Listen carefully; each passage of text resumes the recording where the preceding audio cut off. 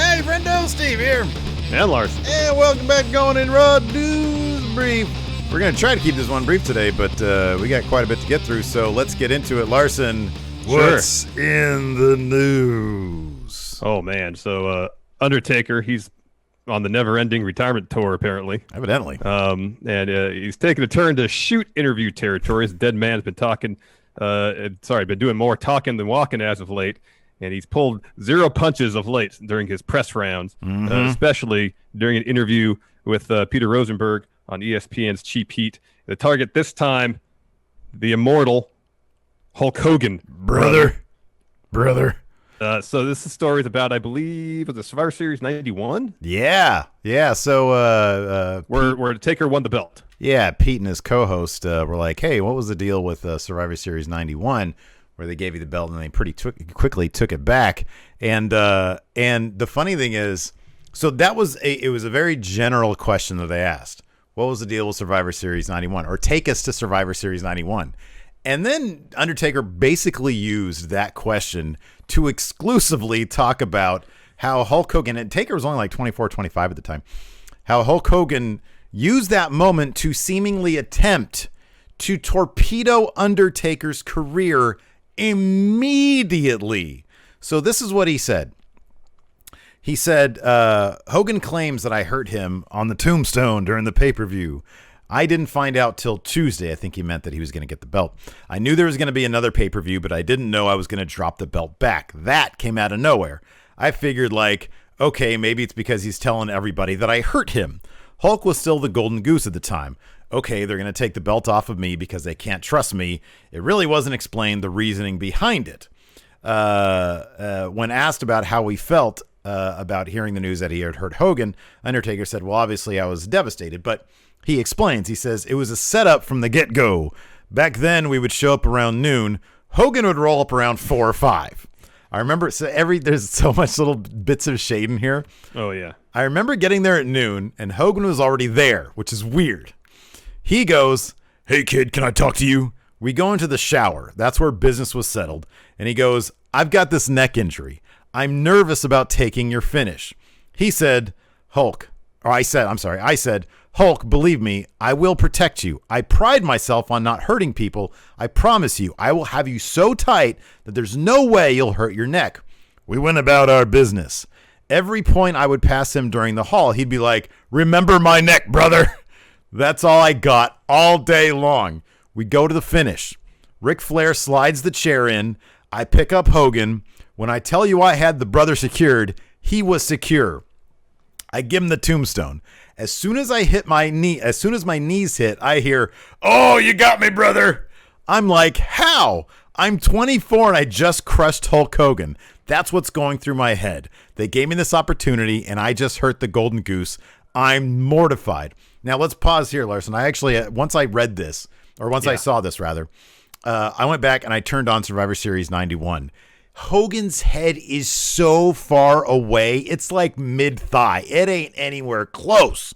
How many inches? Give me a measurement. 6! At least 6 inches. Yeah, that's going to be the over-under for me. It's like half a foot. He continues.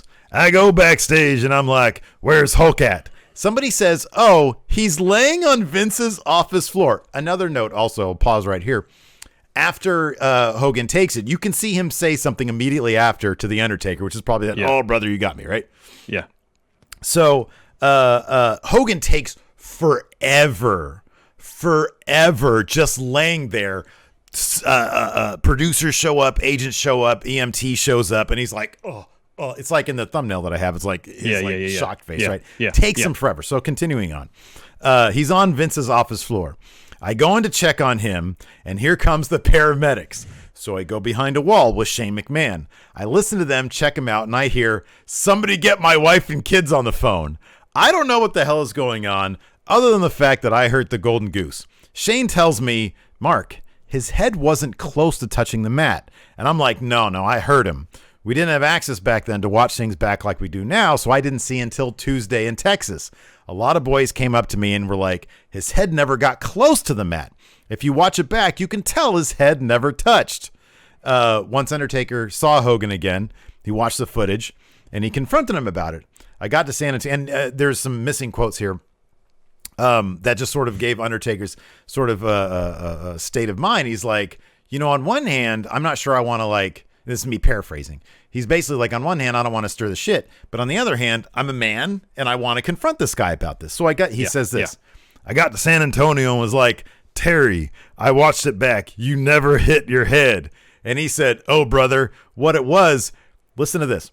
You had me so tight that when I came down, I had nowhere to move, and that's what's jammed my neck. I couldn't move at all. At that point, Undertaker says, I was like, okay, all right. Then I knew what he was all about. Doesn't make any sense. It doesn't make a lick of sense. Doesn't make any sense. A lick of sense. He also called Suburban Commando the worst movie ever. It is awful. It's truly, truly awful. Later on, it's well worth a listen. Later on, he also talks about his perspective of the Montreal Screwjob. Is this the same interview where he talked about how they should put him in the match against Brett instead, and then he would drop the belt to Shawn later on? I don't know. I didn't get that far into it. Okay. I saw some quotes from that, but I didn't necessarily notice the source. I know. I saw that he said that as well. I would suspect that maybe this was the interview, but I'm not really sure. But man, I don't know. I think it's hilarious that Undertaker zero Fs. He also threw a little bit of shade. I guess there was I forget the exact angle, but it was when Hogan and Undertaker, I guess, had a thing, and Hogan was trying to start a motorcycle and he couldn't. And he had to get off and run, and Undertaker was like, yeah, I thought that was pretty funny. I just think it's hilarious that he's like burning it all up. It's like, nobody can touch me now. I'm pulling the curtain back, and I'm pulling it way back. What's funny, because by and large, through his press rounds, through this Last Ride documentary, he's been exceedingly diplomatic. I know. And this is kind of the first time, even how he's putting this, it's reasonably diplomatic. He doesn't say in so many words, yeah, Hogan tried to squash my career, essentially. Yeah, but that's a serious implication throughout this whole story when he says, oh, I know what you're all about now. This is the least diplomatic I've seen. Oh, by far. And it's still relatively diplomatic as far as shoot interviews go, Yeah, no, and he's like, he's very, I don't know. There's no bitterness there. At the end of the day, Undertaker is a legend. Exactly. And it's hard to touch. His legacy is extremely hard to touch, and he knows that. And so this is it's like a campfire story, It's like, oh, let me tell this story to the boys. There's no malice there. It's just, hey, this was an experience of mine because they asked about it. And Hulk Hogan basically, even if it wasn't Hogan actively trying to ruin his career from the get-go, it was like, man, I had this huge moment, and then it was taken away from me, basically. Yeah. Fear and Loathing says that was Bill Simmons' podcast where he talked about the Montreal Screwjob. All right. Yeah. This is hilarious. So yeah. Anyways, there's some free entertainment for you. You know who else is giving us some free entertainment, Larson? That'd be the WWE. So after months of rumors, the WWE would introduce a free tier to the network. Finally became a reality today. The company announced they were, quote, unlocking a vast portion of its content library with more than 15,000 action-packed WWE titles now available for free among the content available currently at no cost to you. New shows, including Raw Talk, streaming Monday nights each week immediately following Raw, hosted by Charlie Caruso and Samoa Joe. Oh, Where's that'll Talking be Smack? Good. That's great. Give me Talking Smack, too. Yeah. More groundbreaking original series, including Monday Night War, Ride Along, Table for Three, Photo Shoot, and Story Time. Recent episodes of WWE's flagship programs, Monday Night Raw, Friday Night SmackDown, NXT. Of course, you get those now on the network about a month after they air on their respective networks. I think it's around a month later, yeah. Except for NXT, that's on the following day. Right, correct. Remember correctly. Select historical WWE pay-per-views and NXT takeover events. That's interesting. You get some free pay-per-views.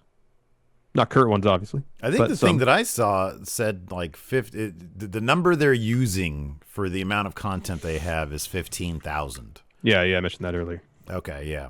So I don't know, like what I don't know what level of pay-per-views, like all the big fours. I don't know what that is. Yeah, I don't know either. Weekly WWE highlights, top 10 WWE's The Bump, WWE Now, the best of WWE, and WWE Timeline.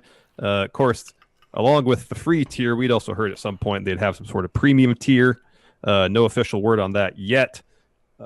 and I imagine the map to getting to that particular premium tier, if the rumors or whatnot are true, as far as additional content from additional promotions, that might be a little trickier to get done, considering there's a lot of licensing, negotiating about all that kind of stuff. So we'll see if that happens. But it's good they're allowing some free content to reach the WWE universe. And I wonder, in terms of introductory offer, if you will, whether this will yield more paid subscribers this way as opposed to having a month free. Yeah, you'd like to think so. You'd like to think that they would, shore up some new subs doing this. The history of, I remember, God, I forget, this was a while ago. The history of being able to sign up people based off of free content is like, the statistics aren't great for it, but whatever. Yeah, for nothing else, if there are fans out there who go ahead. Is that a scenario where it was originally free content and they went to a paid model, or is that a situation where there's multi-tiers? So these are stats going way back, because I think it was back when I was trying to do comics and I was looking at web comic. This, I think I when the Ricky Gervais podcast was a new thing. So this is going back 10 years or so. Yeah, I remember that. I was the first season was free and the second one was paid, I believe, right? Yeah. And I was researching, and I think I remember it's something like generally speaking, the research has been done on people who are willing to plunk down once they've already gotten something for free. So obviously this is a different case. Yeah. Once they've already received something for free and then willing to plunk down for it, was like 1%. In this day and age, that might have changed significantly because the digital landscape has completely altered. Yeah. So who knows? I don't know. Who knows? Based on my experience too, in both personally and anecdotally, if you give people something for free and then you try to charge for it, guess what? No one's going to want to pay for it. They're used to get it for free. Yeah. These days, it's funny. I think that works more along the lines of like, look, people either want to support you or they don't, like you give somebody for free. If they want to support what you're doing, then they'll start plunking down. Sometimes they'll plunk down money even if you're giving away for free. It's like that's the Patreon and the Kickstarter stuff. Yeah. That's kind of those things Radiohead started with in Rainbows. They're like, here, pay what you want for it. Yeah, that's right. Yeah. How much did you pay for In Rainbows, Larson? I bought the physical package, so I actually got the deluxe edition with the vinyl and all that. Just like $40 or whatever it was. I don't know. I think I paid them £10, $15, something like that. I think I paid what I thought an actual album. That's a fair price. That's what a CD usually costs. I would think so. Yeah, great album too. It's fantastic. Some sad news. Danny Havoc. GCW has announced that deathmatch wrestling legend Danny Havoc has passed away at the age of 34. His real name is Grant Birkland. He was a CZW mainstay until his retirement of September of 2017. A ton of names in the wrestling community are expressing their condolences through Twitter. Over the weekend, by everybody's account, he was incredibly loved, a very kind, nice person. Apparently, I read that his wife, who was 27, passed away 2 months ago. Oh, my gosh. Of some sort of heart disease or heart failure or something. Wow. So, I didn't see that he had any kids that he might have left behind. This might, I don't know that it's been disclosed yet, how he died, but you can maybe put the pieces together if he was in a state of depression, 2 months after his wife passed away, One thing that Mox noted was that he was a accomplished graphic designer and designed his first AEW shirt. So this morning, I wasn't terribly familiar with the guy, but I watched his segment on Vice's The Wrestlers. Which focused on his retirement match, and he was a really good artist, and he had like his entire match sort of planned out on his sketch pad. Oh wow! With all these like glass based contraptions, and like the final spot was like looked like it was supposed to be like a Spanish fly off the top of a ladder through like a double paned, like 2 panes of glass that were like framed together. And like Alex Colon, his opponent, looks like he nearly broke his damn neck on one of the chairs that was holding it up. It was nasty stuff. But people really love this guy, and he seemed like a sweet guy. So this is really, really sad. Mm-hmm. Yeah, it is really sad. We've got a Raw on tonight, and of course, we have a preview for said Raw. Larson, would you like to kick this off? We do. Sure. Seth Rollins to host Rey Mysterio's retirement ceremony, or will Rey retire? I don't think he's going to retire, man. Hard time believing Rey's going to retire. Well, here's the thing, man. He didn't announce it. This is Seth Rollins one emceeing it. If I said all of a sudden one day, hey, everybody, I'm going to host a Larson retirement party, you'd probably be pretty shocked and probably not hugely happy about that. I'd wake up, it's like, what, I'm retiring? You'd cool, be like, where's my nice. retirement fund? Steve's buying me out. He's going to give me all $13 this podunk operation of ours is worth. I invested wisely in my retirement. We have Raw Women's Champion Asuka taking on NXT Women's Champion Charlotte Flair, the hardest working woman in the history of all people. Charlotte Flair. That's going to be a good match. That should be good. Aleister Black to go one-on-one with Seth Rollins. Seth pulling double duty tonight, hosting a retirement ceremony and having a match. My goodness. And then finally, United States Champion Apollo Crews to defend against an opponent of his choosing. Please go heel and choose Nicholas or Gilbert or something like that. Or Dominic. There you go.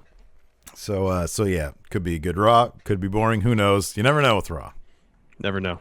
Anyways, that's it for News Brief. Hey, if you want to listen to our mailbag section, in which we answer your questions, that is available in the audio version of today's show, assuming I attach the proper file to the proper file. You only missed it once, so I missed it one time, so I got to remind myself to make sure it doesn't happen twice. Otherwise, I might be on the retirement block. So yeah, check that out. So yeah, thanks everybody for tuning in. We appreciate it. Till next time, we'll talk to you later. Goodbye.